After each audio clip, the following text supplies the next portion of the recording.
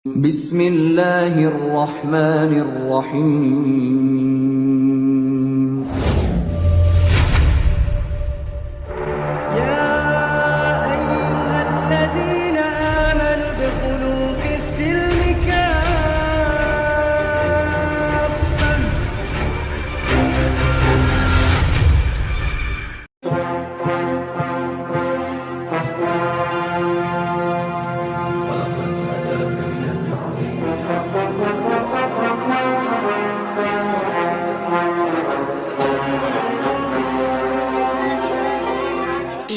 Baik, tentang ketuhanan, kami pun Kakak Trini izin Katolik atau Protestan? Kristen Protestan. Oke, good. Lanjut.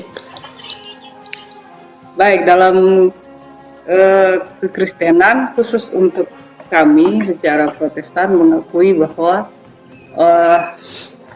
Tuhan itu adalah roh, seperti mungkin yang kemarin saya kalau tidak salah dengar dari narasi yang Uni sampaikan bahwa dia bersifat goib. Goib. Ya, dan bagi saya itu berarti itu roh. Jadi mungkin ada 11-12 karena Lanjut dulu. di dalam Yohanes pasal 4 ayat 24 diceritakan di sana bahwa Allah itu roh, barang siapa yang menyembah dia harus menyembahnya di dalam roh dan kebenaran.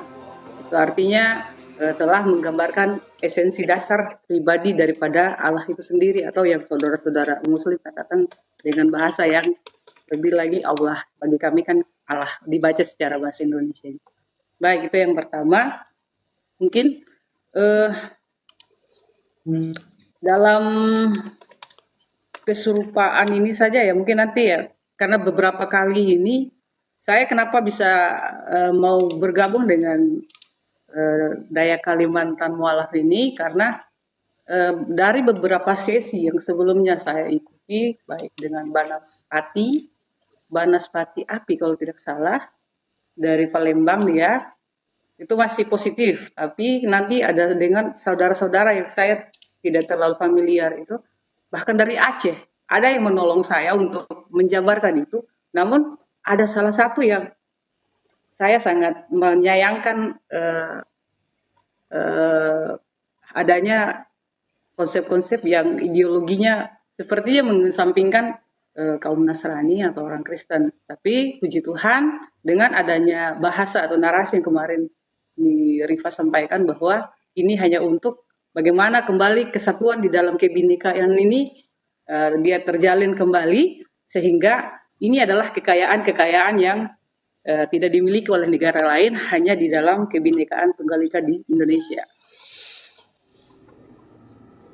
Oke, mungkin dari hal ini yang saya mau sampaikan tentang Trinitas, karena mungkin tadi saya sedikit mendengar dari segmen yang disampaikan tentang konsep ketuhanan ada di kalau tidak salah mungkin yang ketiga sebelum dari belakang itu, yang terakhir nomor 3 dari belakang itu ngomong tidak serupa ya, ada bahasa seperti itu Ya. Ini sudah masuk ke pertanyaan. Apa sudah selesai menjabarkan? Oke, silakan saya dengarkan dulu. baik ya. Jadi bagi kami kami tetap konsekuensi dengan kepercayaan atau dogma doktrin yang telah diajarkan bagi kami tentang Trinitas. Mengapa demikian? Karena seperti Allah Bapa, Anak dan Roh Kudus, kami gambarkan seperti di dalam diri kita itu terdapat tubuh, jiwa, dan roh, dan itu adalah satu kesatuan. Mungkin hanya berbeda nama dan oknumnya saja yang mungkin disebut dengan Allah Bapa, Allah Anak, dan Allah Roh Kudus. Mungkin seperti itu saja, dan memang layak disembah mutlak itu karena hanya punyanya Dia, dan Dialah yang menciptakan kita manusia dan semua makhluk yang ada. Dia Maha Pencipta. Namun dalam diri kami masih ada, ketika diajarkan, ada hal-hal lain lagi. Hal apa yang ketika kita datang dan mengetahui Tuhan, siapa pribadinya, siapa hak-hak apa yang nanti akan kita dapat ketika kita mengikuti Dia, bagi saya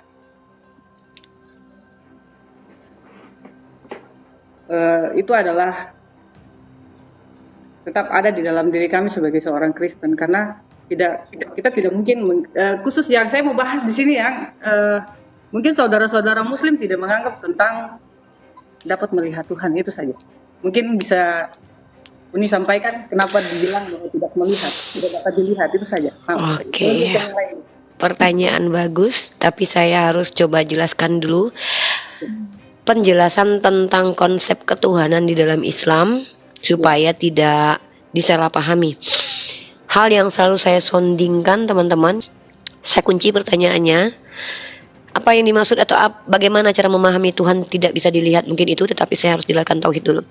Izin ya Kakak Tri tolong tangkap apa semua poin yang saya sampaikan, semoga bermanfaat ya. Kita berbeda dalam keyakinan tidak masalah, tapi jelas bahwa sisi akademik ini adalah hak seluruh manusia untuk disampaikan dan untuk mendapatkan, mereka itu berhak mendapatkannya. Saya belajar, makanya saya harus menjelaskan. Tauhid atau dalam bahasa Indonesianya mengambil bahasa Sanskerta, kata esa, yang artinya tunggal, satu-satunya, ya. Esa, tunggal. Kata esa atau tunggal ini dalam konsep Islam ini bukan konsep tentang Tuhan, bukan Tuhan yang terkonsep, karena Tuhan tidak mungkin terkonsep. Konsep itu produk fikir ya. Gagasan ide yang telah sistematik itu namanya konsep, produk fikir manusia. Ya, sepaham yang saya pahami. Artinya kalau ada produk fikir manusia tentang Tuhan, maka itu bukan Tuhan yang Tuhan yang diberitahukan Tuhan, tapi Tuhan Allah manusia. Tuhan menurut manusia tersebut. Konsep tauhid adalah konsep yang diajarkan oleh Nabi Muhammad SAW. Ya, banyak dalil. Ya, sebentar saya tunjukkan. Saya buka hadis dulu ya. Nah, jadi kata tauhid adalah kata yang bukan kata yang baru muncul di zaman belakangan, bukan. Tapi kata tauhid sendiri adalah kata yang sudah muncul di zaman Nabi Muhammad SAW.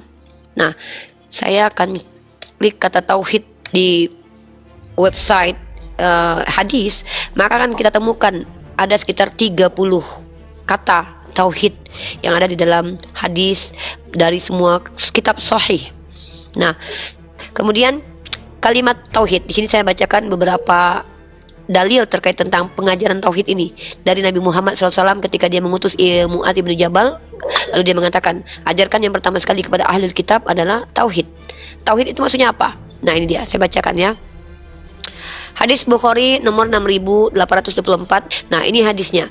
Hadis riwayat Imam Bukhari nomor 6824 telah menceritakan kepadaku. Jadi kisah ini diriwayatkan oleh Abdullah bin Abu Al-Aswad, disampaikan dari Al-Fadl bin Al-A'la, sampai dari Ismail bin Umayyah, dari Yahya bin Muhammad, dari Abu Ma'ad, mantan budaknya Ibnu Abbas, berkata, aku mendengar Ibnu Abbas. Jadi perkataan ini didengarkan oleh para perawi, orang yang mendengarkan perkataan ini dari Ibnu Abbas. Ibnu Abbas siapa? Sahabat Rasulullah, sekaligus paman dan juga sekaligus muridnya baginda Rasulullah.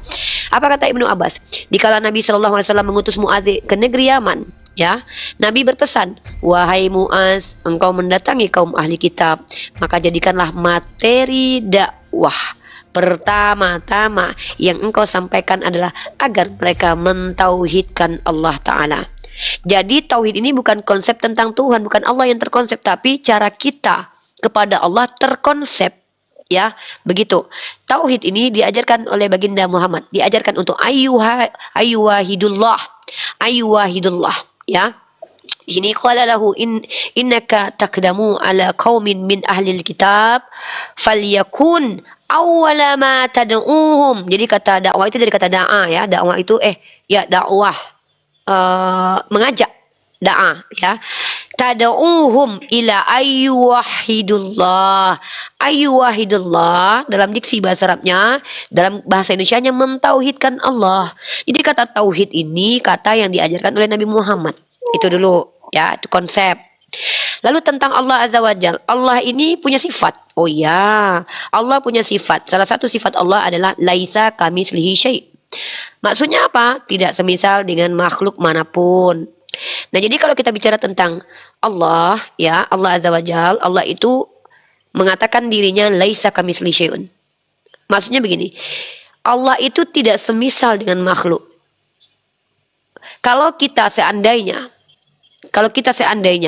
mengatakan bahwa Allah itu seperti ini, seperti itu, artinya kita mengingkari Al-Quran. Nah, sekarang saya jawab pertanyaannya. Apa maksud Allah tidak bisa dilihat? Nah, begini. Saya kasih ke Anda analogi, mudah-mudahan Anda paham ya. Saya kasih analogi yang sangat simpel, bismillah, mudah-mudahan dipaham. Jadi begini, sister. Manusia itu punya mata. Mata itu punya kapasitas, ya. Manusia bukan berarti Allah tidak mampu memperlihatkan dirinya kepada manusia. Tapi mata manusia tidak mampu, belum mampu melihat Allah. Kenapa saya tahu? Dalilnya ada. Ketika Nabi Musa ingin melihat Allah, maka Allah mengatakan, silahkan. Kalau kau lihat gunung itu masih ada di tempatnya, maka kau bisa melihat aku. Ketika Allah tidak memperlihatkan, belum sampai memperlihatkan dirinya, gunung itu hancur. Artinya apa? Gunung yang kuat itu saja untuk menjadi kuncian bumi, itu saja tak mampu melihat Allah, hancur. Apalagi mata kita yang lembek ini, Kak.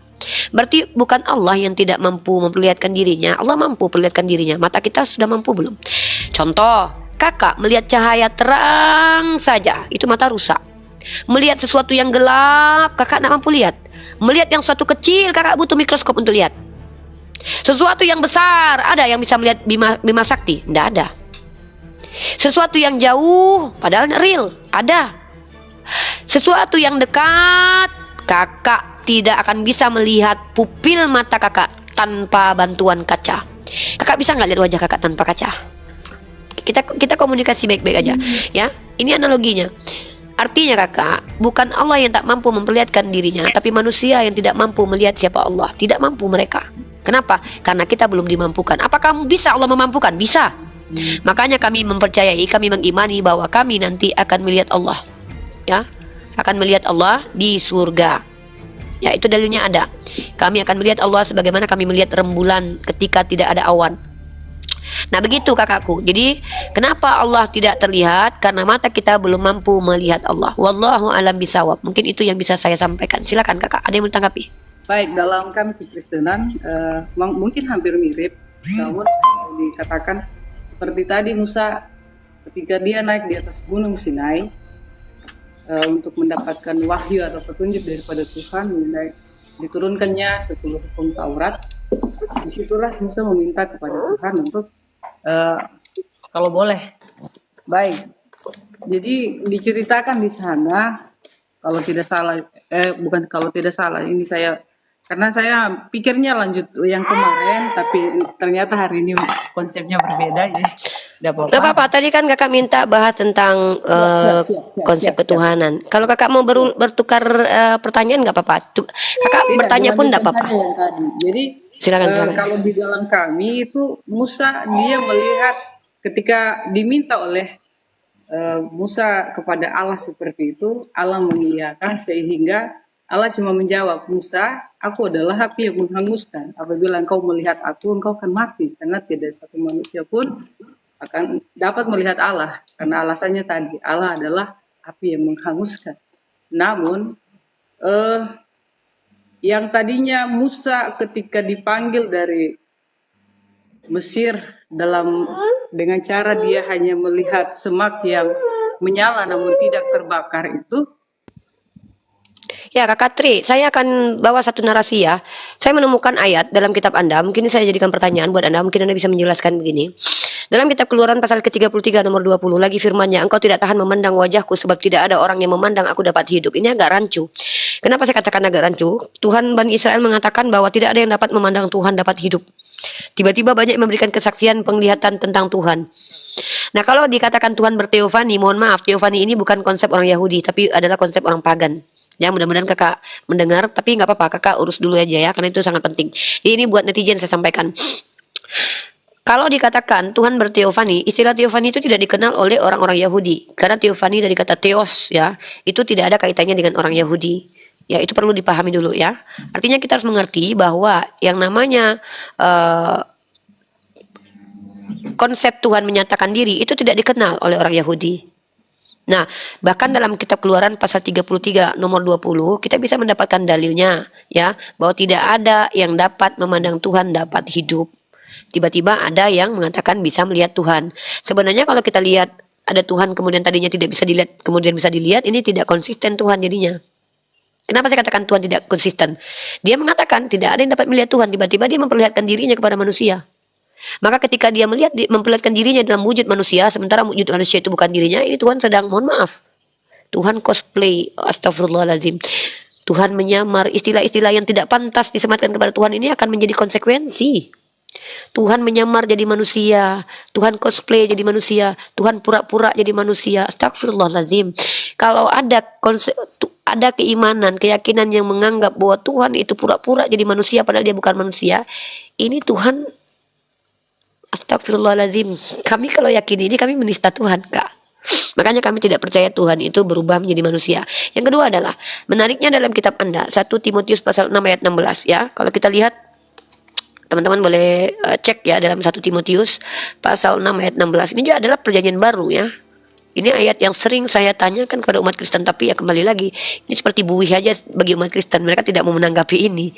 Padahal ini ayat kitab suci. Kalau kita lihat dalam konteks 1 Timotius pasal 6 ayat 16, dialah satu-satunya yang tidak takluk pada maut, tapi kalian percaya Tuhan mati. Bersemayam dalam terang, kalian percaya dia turun ke bumi. Yang tak terhampiri, kalian percaya dia duduk di surga, entah siapa yang melihat. Seorang pun tak pernah melihat dia, memang manusia tak dapat melihat dia. Akhirnya manusia melihat Tuhan. Maka saya katakan, kami itu tidak masalah dengan keyakinan umat Kristen. Yang kami permasalahkan adalah ketika umat Kristen menjelaskan imannya di hadapan publik. Kami minta pertanggungjawaban. Bagaimana cara kalian memahami doktrin kalian yang bertentangan dengan ayat di kitab suci kalian? Nah, yang muncul pertanyaannya adalah 1 Timotius 6 ayat 16 ini merujuk kepada siapa? Yesus kah atau Bapa? Kalau Bapa, maka dia satu-satunya. Lalu kalau memang dia satu-satunya yang tak takluk kepada maut, kalau Yesus adalah takluk kepada maut, ya kenapa Yesus dituhankan? Kenapa tidak menuhankan orang yang membangkitkan dan mematikan Yesus? Kan begitu. Ini saya sedikit Dinda, ini ada Fris Dina. Perdebatan ini hanya akan menyakiti kita umat Kristen. Biarlah kuasa Tuhan yang terjadi, bukan manusia. Ya, sama seperti dulu ketika Yesus mendebat orang-orang Farisi. Orang Farisi juga tersakiti ya, Dek. Jadi ketika Yesus mendebat orang Yahudi, Farisi, Saduki, mereka juga tersakiti. Sudah halus Nadi. Wajahnya dijauhkan biar kita tahu. Jangan lubang hidungnya aja yang kita lihat semua. Kita juga butuh dokumentasi wajah Anda. Karena kalau Anda menghujat, kita bisa laporkan Anda ke kantor polisi ya. Biar nampak semuanya. Lagi-lagi. Kita tidak mau lihat lubang hidung Anda saja. Oke, good. Oke, lanjut Lusnadi. Kalau bisa pertahankan begitu ya. Saya takut kalau lihat lubang hidung, soalnya jiwa-jiwa meramal saya muncul. Biasanya saya kalau cek kodam biasanya saya lihat lubang hidung. Oke, Pak Lus tadi mau berdiskusi? Saya tanya dulu. Tidak, baik. Kalau tidak saya turunkan. Terima kasih telah mampir. Ya mau gimana lagi? Yuk, tawa yuk. Tahu aja, gak apa-apa. Yuk. Terus ngapain? Mau ngeliatin lubang hidung doang? Ada-ada aja. Yang Kristen yang ketakutan jangan naik ya, karena saya takut nanti kalian nggak bisa menghujat, masuk kantor polisi kalian nanti. Tanya dulu, Muslim atau non-Muslim? Non-Muslim. Baik. Orang Islam itu 100% percaya kalau Isa itu nggak mati, terus nggak diserupakan dan diangkat ke langit. Terus yang dikafanin itu siapa? Bagus. Dikafani. Yang mana dikafani kapan? Kan di Islam ada kan kalau Isa itu mati dikafanin. Di mana itu tertulis? Ya itu apa, orang Islam tahu dikafanin dari mana? Ya Nabi Muhammad yang ngajarin. Terus yang dikafanin sama Yusuf itu siapa? Ya di mana tertulis? Masa bawa-bawa Bible ke kita? Kita nggak percaya Bible, David. Makanya besok kalau baca jangan diremix. Baca Bible, baca Al-Quran digabung. Ya, nggak apa-apa cappuccino cincau kamu campur sama teh, nggak apa-apa. Tapi jangan Al-Quran kamu campur-campur sama Bible. Baca Bible terus tanyanya ke Islam. Oke, David. baik Pak David. Baik Pak David. Saya tanya dulu. Di mana Anda mendapatkan kata-kata tersebut? David. Kita pernah dengar, maksudnya sering kan orang Islam kalau debat Isa itu nggak mati, Isa itu diserupakan, diangkat ke langit ke surga. Terus orang Islam juga bilang kan kalau apa Yesus itu Isa mengajarkan kalau meninggalnya itu pakai kain kafan, nggak pakai peti ya, kayak Siapa gitu. bilang? Oke deh, udah saya jawab. Oke, ini David adalah, saya maklumi ya, mungkin David kebiasaan hanya mendengarkan orang tanpa mau mengkaji lebih dahulu. Tapi karena kamu sudah masuk ke sini, artinya kamu mengkaji. Berarti kamu mempercayakan kepada saya untuk meluruskan sudut pandang kamu Ya, yang keliru kita ya. kita mau tanya itu Pertama, aja. iya, saya jawab ya, diam dulu. Lurus ya, udah Pertama, tidak David, ya, Uni berharap David kamu menjadi orang yang lebih kritis lagi ketika mendengarkan kabar dari orang lain. Kamu tanya ke orang tersebut dapat data dari mana. Tidak ada kepercayaan umat Islam itu. Semua ajaran Islam itu datang dari Nabi Isa, tidak ada. Semua ritual keislaman itu diajarkan oleh Muhammad Sallallahu Alaihi Wasallam. Itu dulu yang harus kamu paham. Lalu kenapa kalian bilang katanya Isa itu dikafani? Maksudnya adalah kami mau menunjukkan kepada kamu David, kepada orang Kristen, wahai saudara Kristen, kenapa kalian mati kok di peti? Soalnya kalau Yesus kalian mati dikafani. Di mana tertulis? Dalam Bible, bukan dalam Al-Quran. Maka pertanyaan kami kepada orang Kristen itu berdasarkan kitab suci kalian, bukan berdasarkan kitab suci kami. Nah, jadi kami tidak percaya Nabi Isa alaihissalam itu meninggal dengan cara terkutuk, meninggal dilecehkan oleh orang-orang Romawi, meninggal dihajar, dipermalukan oleh orang-orang Yahudi. Kami tidak percaya begitu. Karena kepercayaan kami adalah pertama itu merusak sifat Allah, melecehkan sifat Allah. Allah itu memiliki sifat Ar-Rahman Ar-Rahim. Allah mampu menyelamatkan nabinya, mampu menyelamatkan rasulnya. Ya, Allah akan mengizinkan seseorang meninggal dalam keadaan syahid, tapi bukan dalam keadaan mati terkutuk, tercela, terhina dan ternista. Ya, nah jadi beda mati syahid dengan mati terkutuk ternista itu beda. Kalau ada Tuhan yang mengatakan dirinya penyayang, membiarkan nabinya mati terkutuk, ternista dan tercela, maka dia berkontradiksi dengan dirinya. Maka ini gagallah dia dikatakan sebagai Tuhan yang konsisten. Nah, jadi tidak ada umat Islam ini mengatakan bahwa yang mengajarkan memakai kain kafan itu adalah Nabi Isa alaihissalam. Tapi dalam kitab kalian, dalam Bible, Yesus itu ketika diduga mati oleh manusia dikafani, bukan dipetikan. Begitu adikku David. Silakan adikku.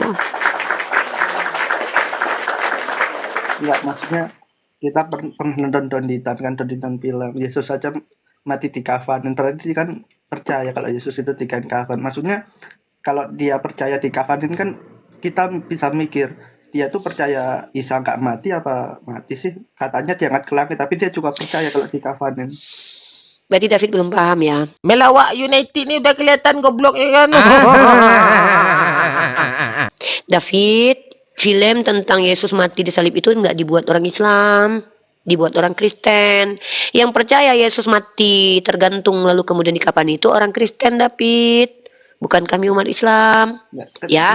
Terus kenapa Donditan menjawab itu Yesus mati di kafan? Apa? Orang Islam Pak Donditan itu mempertanyakan kalian. Kalau seandainya kalian mengaku pengikut Yesus, kenapa kalian tidak ikuti Yesus? Justru kami tidak perlu klaim-klaim kami ikut Yesus, justru kami yang mengikuti Yesus. Nah gitu. Artinya begini loh. Kalian kan mengaku nih, kami Kristen. Apa arti Kristen? Pengikut Yesus. Ah, yang bener. Kalau cuma klaim-klaim, kami nggak perlu klaim, tapi kami bisa buktikan kami pengikut Yesus. Apa itu? Yesus bersujud kepada Tuhan. Kamu sujud nggak kepada Tuhannya Yesus? Kamu sujudnya kepada Yesus, pun belum tentu sujud. Yesus disunat. Kamu sunat nggak? Katanya pengikut Yesus. Yesus ketika mati itu dikafani, umat Islam mati dikafani. Artinya apa? Kalau kami seandainya mau menunjukkan siapa di antara kita yang berhak mengatakan pengikut Yesus, kami lebih berhak. Karena secara implementasi kami ikut apa yang dilakukan oleh Isa atau Yesus dalam kitab kalian. Ya, saya bacakan ayatnya dulu ya, dalam Matius pasal 27 nomor 57 sampai 61 buat kamu, karena kamu Kristen. Saya bacakan, oke, kamu buka Matius pasal 27 nomor 57 ya, bagus kalau ada Bible di situ. Ya. Menjelang malam datanglah seorang kaya, orang Arimatea yang bernama Yusuf yang telah menjadi murid Yesus juga. Ia pergi menghadap Pilatus dan meminta mayat Yesus. Pilatus memerintahkan untuk menyerahkannya kepadanya, dan Yusuf pun mengambil mayat itu, mengafaninya dengan kain lenan putih bersih, lalu membaringkannya di dalam kuburnya yang baru yang digalinya di dalam bukit batu. Dan sesudah menggulingkan sebuah batu besar ke pintu kubur ia itu, pergilah ia. Tetapi Maria Magdalena dan Maria yang lain tinggal di situ duduk di depan kubur itu. Ya, artinya di sini orang-orang zaman Yesus hidup itu tradisinya adalah dengan menggunakan kain kafan, ya.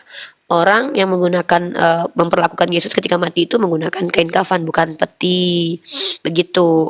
Artinya tradisi mengafani itu adalah tradisi yang bukan baru diada-adakan, tapi sudah ada menjadi tradisi orang-orang Yahudi gitu. Apa katanya Islam kan acaranya Muhammad semua, Nabi Muhammad semua katanya. Terus di ayat mana kalau meninggal di kafan? Di Al-Qur'an apa maksudnya? Bentar ya. Oh ya, saya mau kasih tahu siapa si Yusuf Arimatea, teman-teman. Dia adalah salah satu Sanhedrin ya. Jadi orang Yahudi ya. Bentar ya David ya, kita tahu siapa sih Yusuf Arimatea ini, kenapa dia mengafani Yesus. Ini juga menjadi dasar bahwa ada korelasi ajaran orang Judaism dengan ajaran Islam ya. Nih saya kasih dalil tentang pengurusan jenazah, tapi nanti setelah belum itu saya bacakan dulu siapa Yusuf. Saya sampaikan dulu ya. Yusuf ini dikenal sebagai orang kaya, berasal dari kota Arimatea, dan diduga ini Ramatem Zofim ya, 7-8 km sebelah barat laut Yerusalem. Dia adalah anggota majelis besar Sanhedrin. Nah, artinya ketika dia membuat sebuah upacara kematian Yesus, berarti dia mengikuti tradisi agama Samawi, yaitu agama Yahudi pada waktu itu. Artinya ada korelasi antara liturgi yang dilakukan oleh orang Yahudi dengan umat Islam. Ya, banyak. Oke, kita baca dalam dalam proses memperlakukan jenazah. Teman-teman, kita baca dalam hadis riwayat Imam Bukhari nomor 1849 dan nomor Muslim dalam kitab Muslim ya nomor 1200. Kamu catat David ya. Nah, ada seorang laki-laki yang sedang wukuf di Arafah bersama Nabi SAW. Tiba-tiba terjatuh dari hewan tunggangannya lalu meninggal. Maka Nabi SAW bersabda, mandikanlah ia dengan air dan daun bidara dan kafanilah dia dengan 2 lapis kain. Jangan beri minyak wangi dan jangan tutup kepalanya karena Allah akan membangkitkannya di hari kiamat dalam keadaan bertalbiyah. Hadis riwayat Bukhari nomor 1849, Muslim nomor 1206. Saya cari dalil-dalil yang lebih kuat lagi ya. Tapi kamu sudah paham bahwa Yesus dikafani itu ada di kitab kamu? Iya, baca. Sudah paham ya? Iya. Nah, jadi orang Kristen mati pakai peti itu mengikuti ajaran siapa, David? Menurut kamu? Ya, itu apa itu loh. Apa? Mengikuti zaman kan. Mengikuti siapa? Zaman semakin. Kamu lihat ini ijma para ulama. Sahih ini artinya tuh diterima ya. Ini tidak berselisih para ulama mengatakan sahih. Ini dalam hadis Imam Sahih Bukhari 1166 ya tentang dikafani ya. Jadi kami mengikuti apa yang diajarkan Nabi kami. Nah, jadi tapi siapa yang ngajarin meninggoy dimakamin pakai peti itu, siapa yang ngajarin, Dek? Menurut kamu sepengetahuan. Kamu udah cari tahu belum? Belum sih soal itu, belum. Wah, cari tahu itu dong. Enggak, tapi Nanti kan takutnya kamu ngikutin orang-orang yang nggak jelas lagi. enggak, maksudnya kalau di Alkitab kan maksudnya di kafanin gitu kan. Berarti kan duluan di Alkitab kan. Iya, harusnya gini loh. Saya tidak menafikan bahwa Nabi Isa itu Islam, Nabi Ibrahim itu Islam, mengikuti ajaran yang benar, yaitu dan bahkan saya percaya setiap lafaz yang diucapkan Nabi Isa itu sama dengan lafaz yang saya ucapkan sekarang, karena bahasa Aram dengan bahasa Arab itu serumpun. Makanya kalau ada yang mengejek-ngejek ritual Islam itu lucu, karena kalau kita selidiki dalam kitab kalian, para nabi-nabi mengikuti apa yang kami kerjakan. Makanya saya bingung, kenapa umat Kristen ini percaya konsep Tritunggal yang tidak pernah diajarkan nabi-nabi Israel? Kenapa orang Kristen ini melakukan ibadah-ibadah yang tidak pernah diajarkan oleh Yesus gitu? Bukankah dalam kitab kalian sia-sia yang kalian lakukan adalah ajaran manusia, kan begitu? Sementara kalian mengklaim kalian pengikut Yesus. Kalau kalian mengikuti Yesus, ya harusnya kalian ikuti semua yang Yesus ajarkan, lakukan gitu. Enggak, kalau soal Tritunggal kadang kita mikirnya kalau di Kristen kan Tritunggal kan cuma 3, sedangkan di Islam ada 99 atau berapa gitu. Apanya yang 99, David, dalam Islam? Itu Asmaul Husna. Apa? Sejak kapan Asma itu adalah Allah? Asma itu nama Rifa itu nama saya, manusianya adalah ini manusianya ini. Ya. Nama itu David, gini loh David. Sebelum berdiskusi itu pahami dulu ontologis atau hakikat suatu kata. Nama itu adalah panggilan untuk menjewantahkan entitas. Nah, entitas itu bernama. Maka nama dengan yang punya nama itu beda. 99 itu bukan Allah kami yang 99 nama. Lah, kalau Tritunggal yang 3 apanya? Bapak, Anak, Allah, dan Roh Bapaknya Kudus. 3, anaknya 3, Roh Kudus 3 gitu. Kamu menyamakan asma wa sifat 99 asma dengan Tritunggalnya beda. Tritunggal itu konsep tentang Tuhan. Tuhannya ada 3. Tuhannya ada 3. Pertama Allah Bapa. Tuhan bukan. Oh Allah. Yesus Allah bukan. Allah. Roh Kudus Allah bukan. Allah. Allahnya 3. Tapi katanya satu substansi. Ketiga-tiganya sama-sama Allah. Tapi 3 pribadi. Ar-Rahim itu nama, bukan entitas yang memiliki pribadi dan kehendak sendiri. Gitu sayang, adikku ya. Jadi nggak relate, nggak apple to apple kamu menyandingkan Tritunggal dengan asma Allah. Nama kamu David, dipanggil Pak Le, dipanggil Pak D kamu. Ada 3 kamu nggak? 1. Iya sudah, pinter David. Nah sekarang saya tanya, substansi kamu dan bapak kamu sehakikat nggak kamu? Beda kan sama bapak kan? Oh beda hakikatnya. Kamu manusia, hakikat bapak kamu bukan manusia. Oh, sama-sama. Ya sudah, satu hakikat, tapi pribadinya sama atau enggak? Beda. Ah ya udah, ada 2, ada berapa manusia? Kamu dan bapakmu? Ada 2. Pinter David, sama. Bapak dan anak sehakikat. Hakikatnya apa? Allah, tapi 2 pribadi, berarti ada berapa Allah? Jador, nggak mau jawab. Apa-apa, nggak apa-apa. Nggak usah dipekso. Belajar logika, sadar, waras, sedikit. Aku ki nggak suka maksa-maksa wong. Ngopo nek maksa-maksa? Yang penting kowe ngerti, Le. Awakmu ngerti. Nek awakmu wis ngerti, alhamdulillah. Kulo cuman ingin menjabarkan aja. Nek percaya ora percaya ki ose, ojo saiki. Saiki iki kowe menengo. Rungokno. Ngono lho, Le. Umurmu piro to? 24. Oh, 34. Yo wes. Isih 24. 24. Iya. Oh, ya wes. 24 nek bahasa Jawanya ya. Ya ora apa-apa. Adikku to. Ngene lho, Le. Nek awakmu iki arep takon ora apa-apa. Aku jawab. Tapi ojo menyimpulkan sesuatu yang kowe iki ora ngerti. Enggak sama. Tritunggal dengan asma wa sifat itu beda. Ngono. Ya, tapi Apa meneh? Apa meneh arep ditakon? Wajahmu kuwi lho aja grasak-grusuk wis menengo ngono lho. Aku ki pengen delok wajahmu ki lho, ben tau aku karo sapa nek ngomong ngono lho. Ngene to yo, piye to Le? Ojo isin, awakmu manis kok. Jadi ini Ora David apa-apa. kayak kita. Kayak gini. Nek nakon ki ora dosa yo Le, ora dosa. Nakon ki artinya awakmu pengen belajar. Nek awakmu ngerti yo ora apa-apa, ngajar. Nek ngerti ngajar, nek ora ngerti yo belajar. Ora dosa, ora malu. Malu itu kalau sok enggak tahu tapi sok tahu, ha ngono. Tapi nek ora tahu ya cari tahu yo enggak malu. Umat Islam ki ndak ada yang marah loh. Ngono lho, Le. Ya, nakon apa meneh, Le? Lanjut. Aku jawab wae. Apa meneh? Ora apa-apa.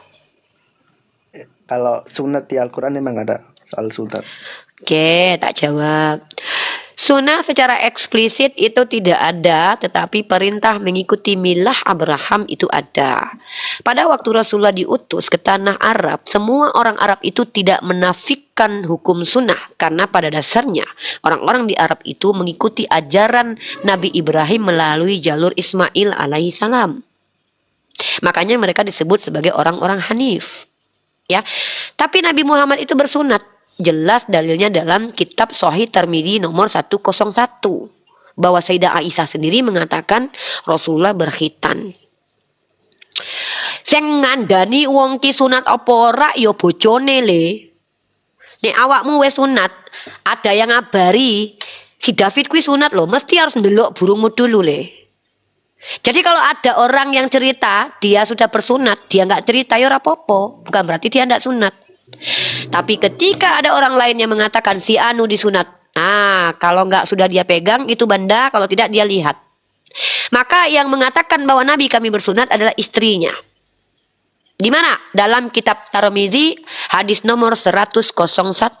Ketika Sayyidah Aisyah berkata, apabila khitan bertemu dengan khitan harus mandi junub. Saya dan Rasulullah melakukannya. Artinya Sayyidah Aisyah mengatakan, dia khitan, suaminya khitan. Dan dalam kitab Sahih Bukhari, ketika Abu Sufyan ya bertemu dengan Heraklius, Heraklius memanggil orang Arab, lalu mengcross-check orang Arab tersebut. Ternyata dia bersunat. Ya, ini saya bacakan. Hadis Bukhari nomor 6. Ini sahih. Heraklius menerima rombongan dagang Quraisy dan ini panjang sekali untuk saya bacakan sampai pada saat Heraklius memanggil seorang laki-laki, ya. Lalu kemudian laki-laki itu di cross check apakah dia bersunat atau tidak. Ternyata dia bersunat. Lalu dia menjawabnya, apakah orang Arab itu bersunat? Maka laki-laki itu menjawab, orang Arab itu bersunat semua. Bukan berarti orang itu melihat semua burung-burung orang Arab, tidak. Tapi maksudnya kita dipintar, tidak bodoh ya. Artinya apa? Bahwa tradisi sunat itu tidak ditiadakan oleh orang Arab. Tidak ditiadakan. Itu menjadi hal yang tidak perlu dijelaskan lagi. Sunat ya, nggak perlu. Kenapa? Orang nggak dihilangkan kok. Kenapa harus ditekankan? Kul huwallahu ahad. Karena banyak orang telah memalingkan Tuhan yang satu itu dijadikan banyak. Mereka syirik. Maka harus ditegaskan Kul huwallahu ahad. Itu paling penting buat akidah. Tapi sunat Rasulullah ajarkan. Rasulullah kami ajarkan deh. Kata Rasulullah, fitrahnya umat Islam itu yang pertama adalah dicukur bulu kemaluan, membersihkan diri, dan kemudian itu bersunat, berkhitan. Begitu. Kalau apa? Itu cuma di hadis, di Al-Quran nggak ada gitu. Di Al-Quran tidak ada perintah sunat lah, nggak ada. Karena itu kalau jadi di Al-Quran nanti jadi wajib hukumnya, ya. Nanti kalau ada yang tidak bersunat karena dia tidak tahu atau apa, nanti dia berdosa nanti. Sunat ini kalau tidak dilakukan, dia akan menjadi asbab banyaknya ibadah terputus karena tidak suci, ya. Tidak, namanya aja sunat. Sunat namanya. Hukumnya itu apa? Ya. Jadi ketika laki-laki muslim tidak bersunat, ya, mungkin dia tidak dapat dosa, tapi apa yang menjadi dia berdosa? Ketika dia sholat ada najis, mohon maaf. Kamu baca Al-Odok deh. Kamu tahu enggak? Kamu tuh enggak sunat. Itu cara bersihkan barang kamu itu ditarik panjang ke depan terus digosok gini loh. Kalau enggak tuh bau banget. Di Islam itu enggak boleh begitu. Dalam Islam itu suci itu bukan cuma rohani, tapi juga jasmani. Karena ketika kita bernajis, kita sholat itu belum tentu diterima. Karena kunci dari sholat itu adalah kesucian, wudhu. Wudhu salah satunya apa? Itu benda itu harus suci. Kamu kebayang nggak itu? Tarik panjang dulu, itu harus dilakukan 2 kali sehari loh. Ah, nggak ada, kami umat Islam ini tanpa seperti itu mandi junub, mandi selesai, bersih.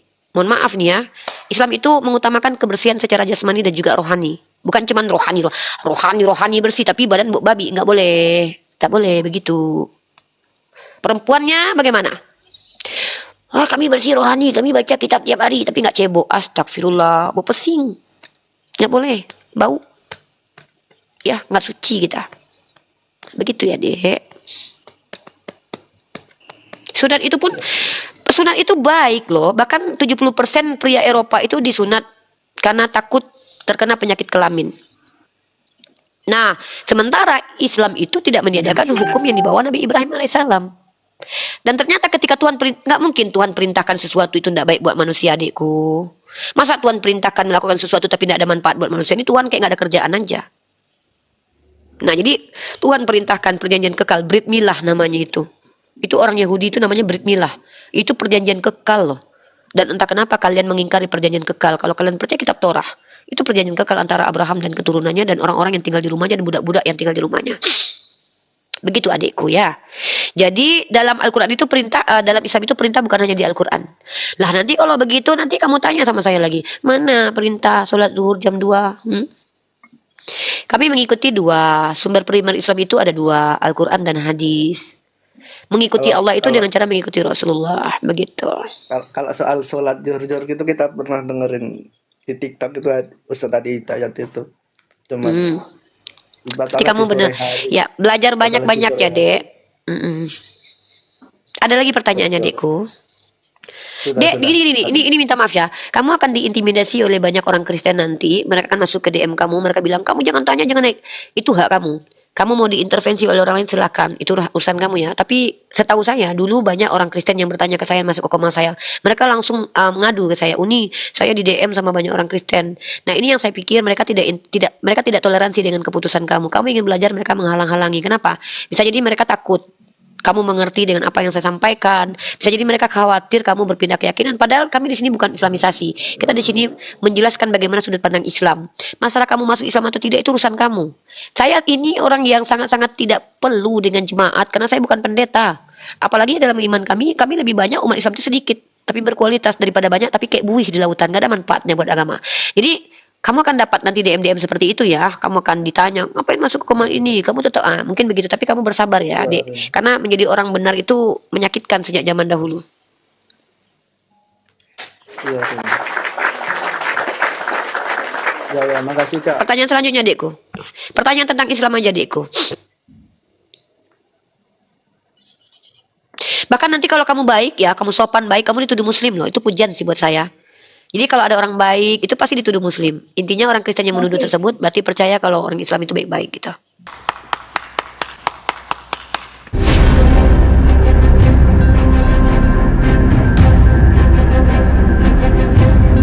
The religion of Jesus was Islam. Because with Allah, there is only one religion. He says, Inna dina indallahi al-Islam.